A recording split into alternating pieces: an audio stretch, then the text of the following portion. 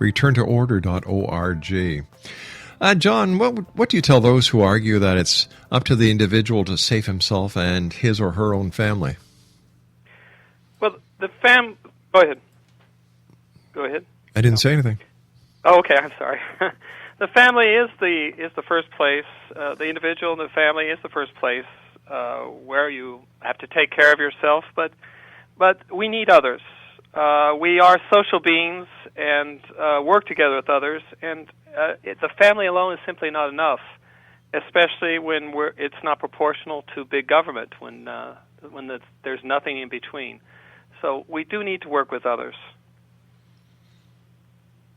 You also mentioned, or something I read, where you say there are certain dangers of isolation. What are they? Well, it's very interesting because when you isolate yourself, you fragment. You're fragmented from the society. Mm-hmm. And in just to use a military metaphor, when green troops go into battle and they're shot at, their first tendency is to scatter because they see their security in flight. And then they are defeated. But when veteran troops are put into battle and they're shot at, their first tendency is to unify because they know that their security lies in unity. And so I think we need to have the same idea that if we are going to fight against a lot of the problems in society today, the best solution is not to scatter and to move to Idaho or move wherever. It's to unify with others of similar minds and faith to fight these problems head on. In your opinion, what is the biggest threat to society today? I think let's see. I would say it is the breakdown of the fabric of society. That the idea of society as a group of people living together, having in mind the common good, and taking care of the problems that we need to. The idea of an extreme of individualism, where I am the only thing that matters and the only thing that really exists. That mentality, I think, is extremely dangerous.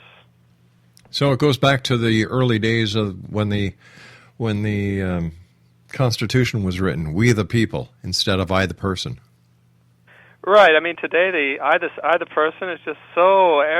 We've taken it to an extreme, and especially with the modern technology, it's just me and my iPhone. But using your iPhone is connecting you to the world, so you're still the we. Right, but it is a very superficial connection, and every time, just so momentarily, and it doesn't have that depth that is so necessary, and it's more of a relationship where I get the benefit of being validated or being immediately stimulated. Well, you know what? I don't see that changing in the future.